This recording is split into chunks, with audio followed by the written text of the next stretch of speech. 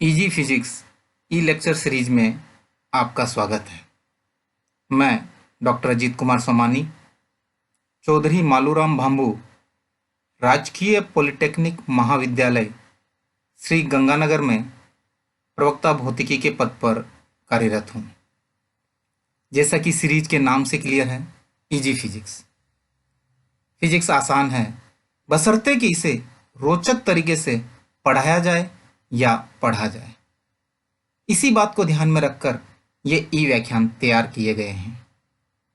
मैंने अपने गत 25 वर्षों के अध्यापन के दौरान विद्यार्थियों के साथ इंटरेक्शन में जाना कि उन्हें अध्ययन के दौरान किन किन दिक्कतों का सामना करना पड़ता है या वो एक अध्यापक से क्या आशाएं रखते हैं, किस प्रकार पढ़ाए।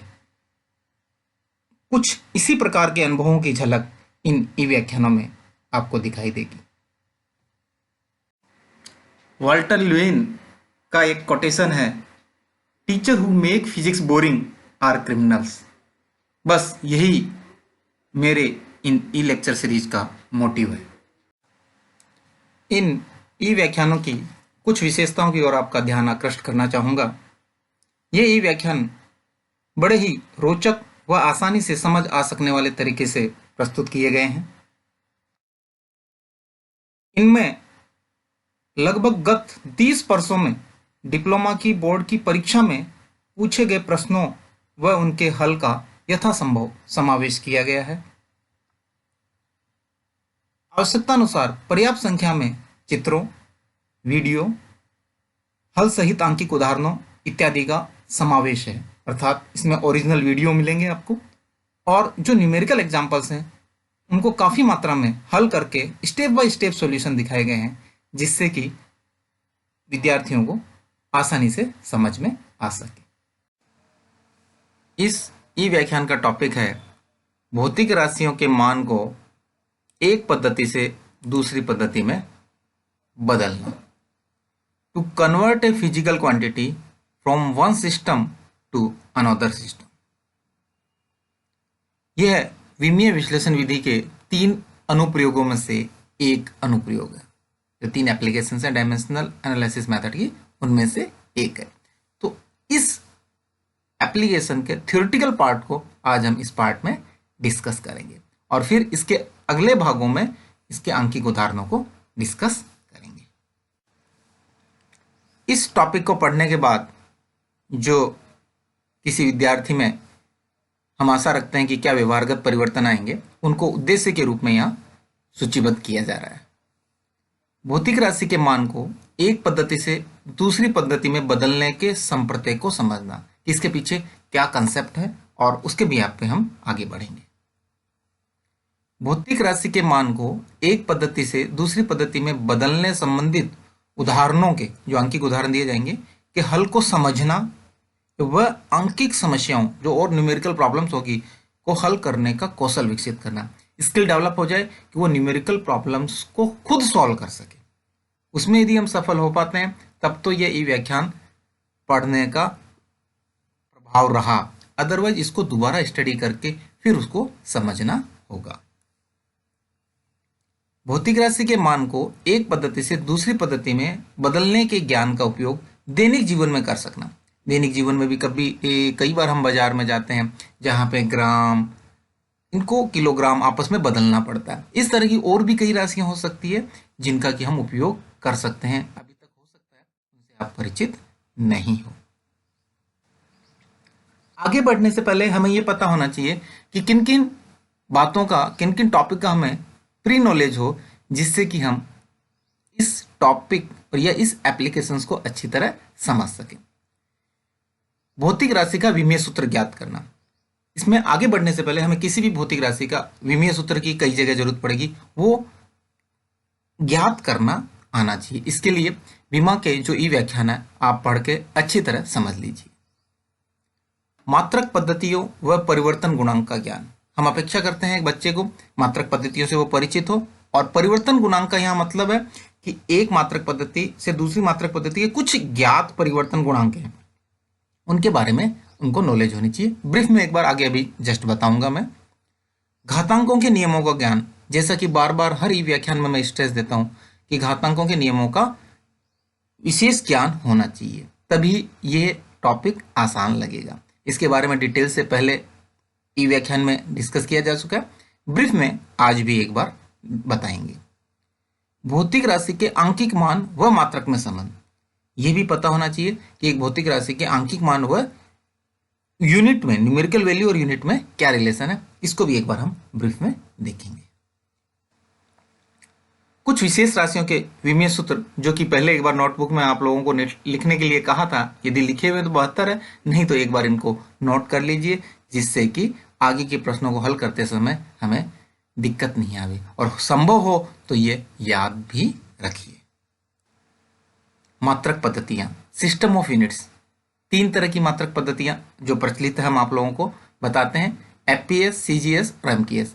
ये 3 मूल राशियों पर आधारित है, लंबाई, द्रव्यमान व समय पर।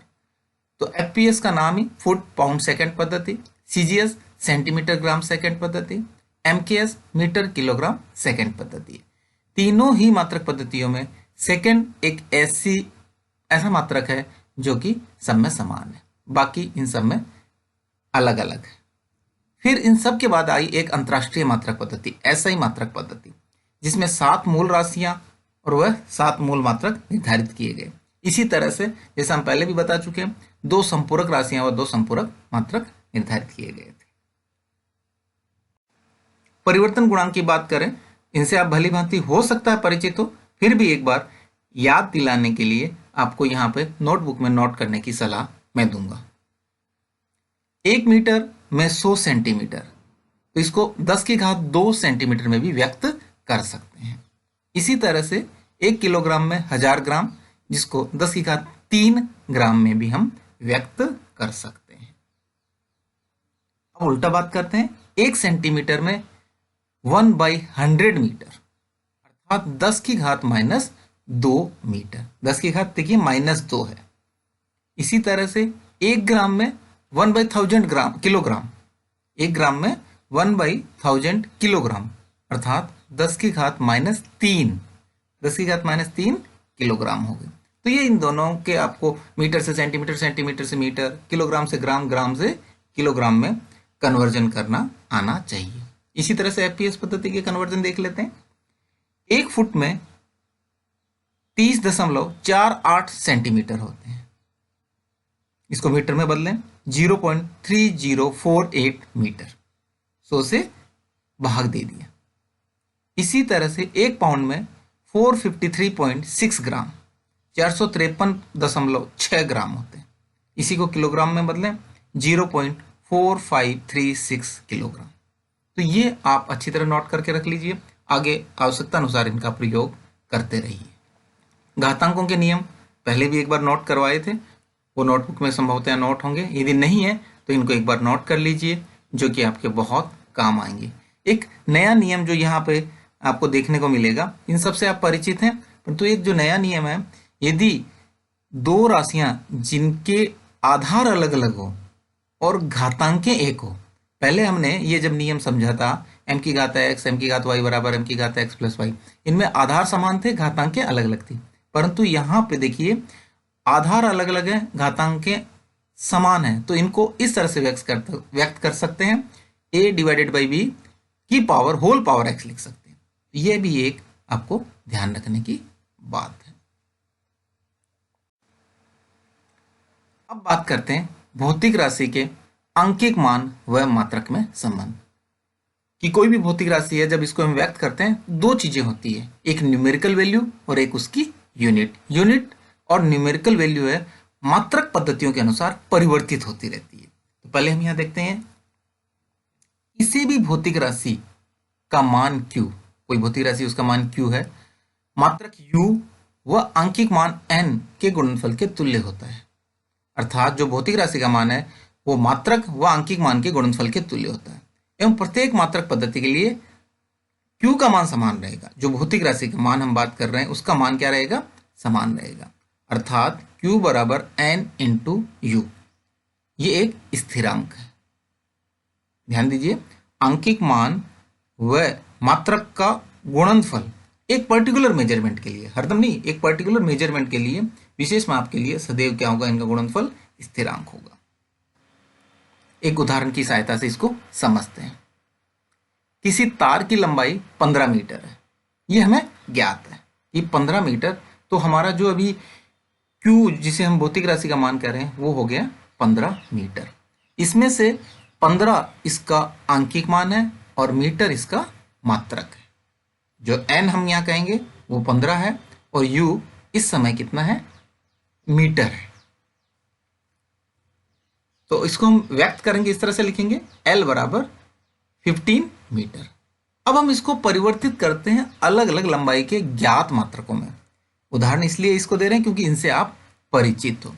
तो मैंने इसको सेंटीमीटर में परिवर्तित किया। 1 मीटर में 100 सेंटीमीटर होते हैं, तो 15 मीटर में 1500, 1500 सेंटीमीटर। इसी को अब हम मिलीमीटर में बदलना चाहते हैं, तो हम जानते हैं 1 सेंटीमीटर में 10 मिलीमीटर होते हैं, एक जीरो और लग जाएगा, 15,000 मिलीमीटर। तो देखिए जैसे जैसे मात्रक बदल रहा है उसी तरह से आंकिक मान, ये जो 15 था यहाँ आंकिक मान 1500 हो गया, यहाँ आंकिक मान 15,000 हो गया, ये भी परिवर्तित होता जा रहा है। खास बात, मीटर से सेंटीमीटर जब आए तो ये मात्रक उसके अपेक्षाकृत छोटा था। जैसे ही मात्रक छोटा हुआ संख्यात्मक मान बढ़ गया। सेंटीमीटर से मिलीमीटर गए और छोटा मात्रक, तो आंकिक मान उसी अनुपात में बढ़ गया। तो जैसे जैसे मात्रक छोटा होता जा रहा है, यू छोटा होता जा रहा है, एन बढ़ता जा रहा है। अब यदि यू बड़ा ले लिया जाए, किलोमीटर लेते हैं, जैसे ही हम मीटर को किलोमीटर में बदलेंगे 1000 से भाग देना पड़ेगा।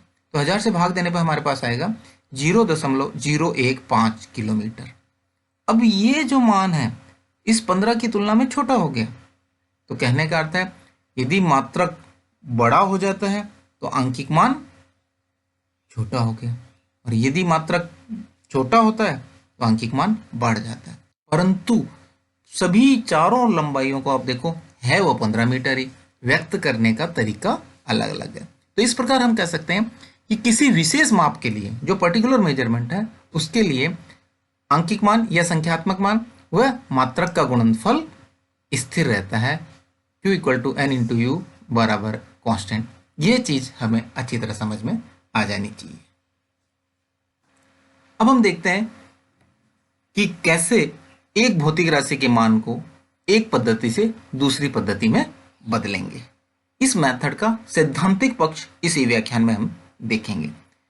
परीक्षा में क्वेश्चन भी आ सकता है, बहुत सामान्य सा क्वेश्चन है, भौतिक राशि के मान को एक पद्धति से दूसरी पद्धति में कैसे बदलेंगे, वर्णन कीजिए।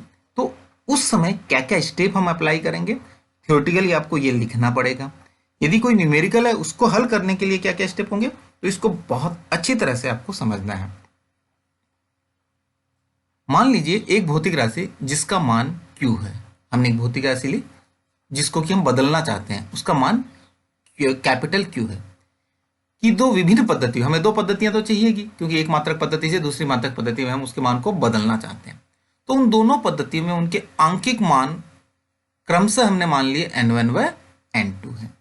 एक पद्धति में n1 तो दूसरे में n2, एवं उनके मात्रक क्रमशः u1 व u2 है।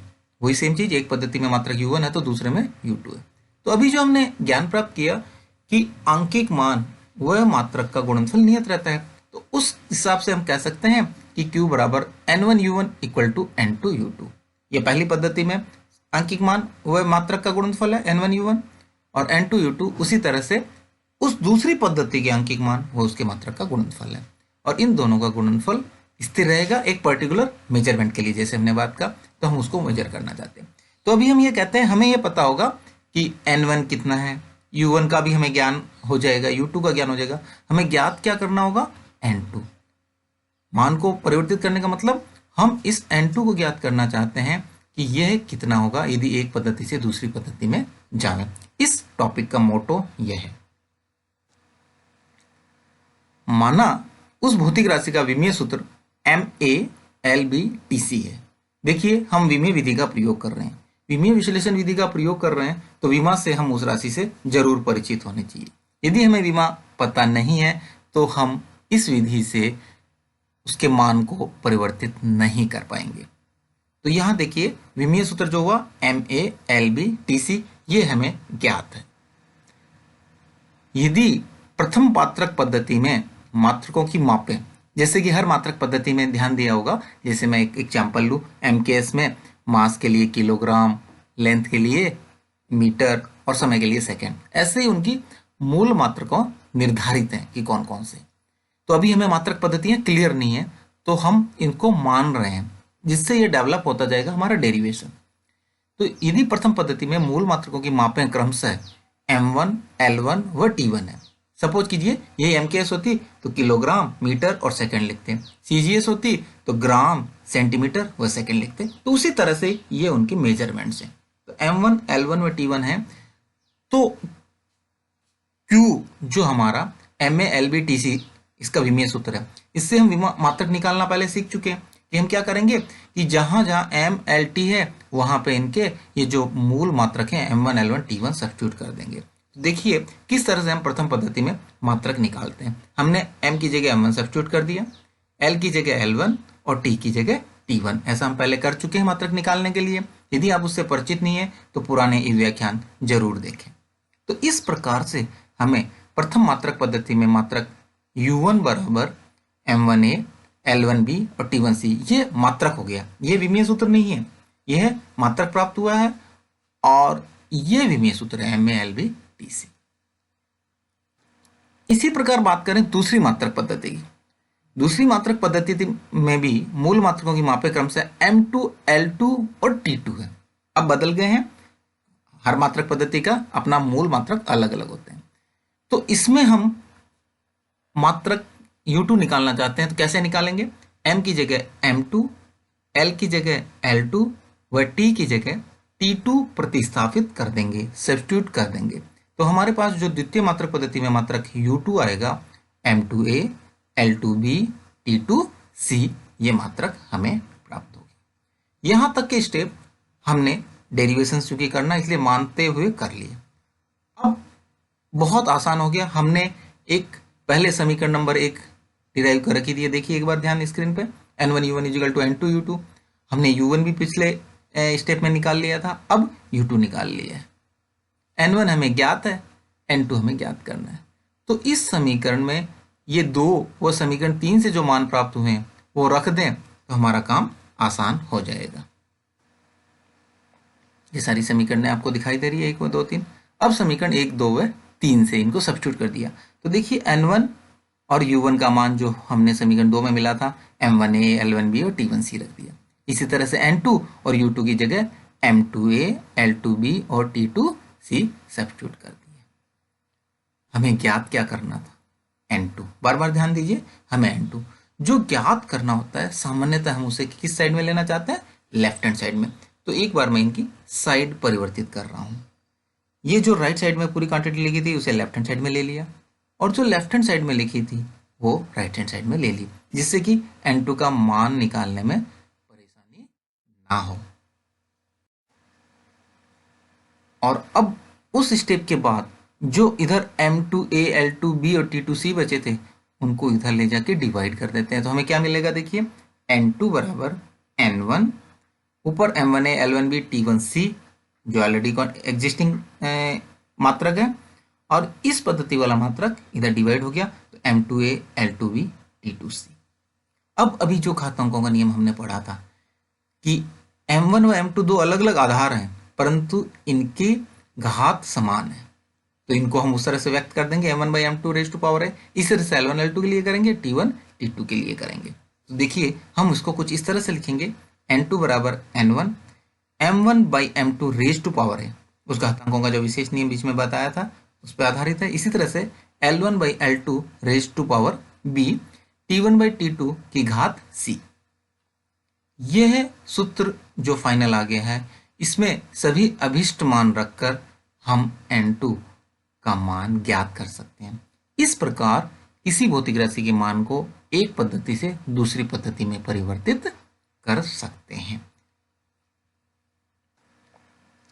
तो अभी तक हमने जितने भी स्टेप किए सारों को आपके नोटबुक में नोट करने के लिए एक साथ कंसाइज करके इस स्क्रीन पे आप देख सकते हैं कि पहले भौतिक राशि का मान हम मानते हैं और विभिन्न पद्धतियों में इनके आंकिक मान n1 व n2 और मात्रा क्रम से u1 व u2 होते हैं। तो हम जानते हैं q बराबर n1 u1 equal to n2 u2। और उस भौतिक राशि का विमीय सूत्र MALB/TC लेंगे। फिर प्रथम मात्रक पद्धति की मापे m1 l1 t1 मान लेते हैं, तो उसका मात्रक लिख देंगे कि u1 equal to m1a l1b t1c। इसी तरह से द्वितीय पद्धति के लिए भी m2 l2 t2 इनके मूल मात्रक माप के और इनके मात्रक लिख देते हैं m2a l2b t2c। और फिर समीकरण 1 में 2 व 3 से मान रख देते हैं और हल करते हैं, तो हमें इस तरह से n2 बराबर n1 m1 by m2a l1 by l2 raise to power b t1 by t2 raise to power c प्राप्त होता है। यहां तक हमने सैद्धांतिक रूप से यह जाना कि कैसे भौतिक राशि के मान को एक मात्रक पद्धति से दूसरी मात्रक पद्धति में परिवर्तित करेंगे। अब बारी आती है हमारे आज के ई व्याख्यान से संबंधित एक्सरसाइज वाला क्वेश्चन की। विमीय विश्लेषण विधि की सहायता से किसी भौतिक राशि के मान को एक मात्रक पद्धति से दूसरी मात्रक पद्धति में परिवर्तित करने की विधि का वर्णन कीजिए। ध्यान दीजिए, एग्जाम में इस तरह का प्रश्न आता है, विधि का वर्णन कीजिए, तो आपको इसमें थ्योरेटिकली बताना है। कई अक्सर क्या करते हैं, इसमें एग्जाम्पल लेके एक्सप्लेन कर देते हैं, हो गया जी, नहीं, या सीधा सूत्र लिख के और एक चीज लिख देते हैं कि इनमें अभिष्ट मान रख के हम ऐसे ज्ञात कर लेंगे। नहीं, इस सूत्र का डेरिवेशन इसमें एक्सपेक्टेड है। यही प्रश्न 1 या 2 नंबर का हो तो पहले जो हम बात कर रहे थे सूत्र लिख के हम बता देंगे, ऐसा कर लेंगे। परंतु यही 3 या 4 नंबर में हो तो आपको इसकी पूरी डिटेल लिखनी है, स्टेप बाय स्टेप एक्सप्लेन करना है कि कैसे हम इस एक भौतिक राशि के मान को एक पद्धति से दूसरी पद्धति में परिवर्तित करेंगे। तो आशा है आप इसको लिखेंगे और फिर चेक करेंगे कि आप किस हद तक सफल हुए हैं।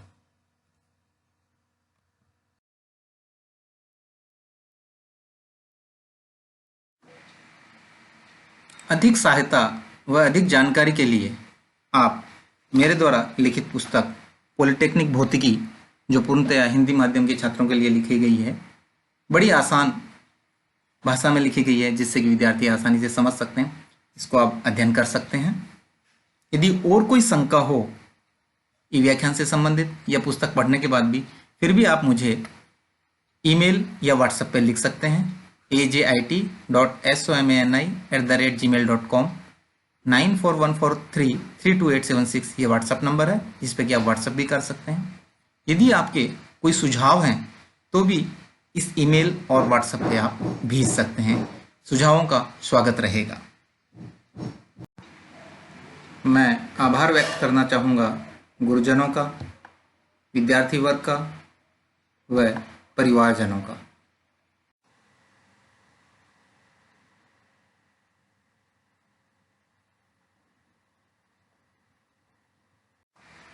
इस ई व्याख्यान को धैर्यपूर्वक देखने के लिए और समझने के लिए आपका बहुत बहुत धन्यवाद।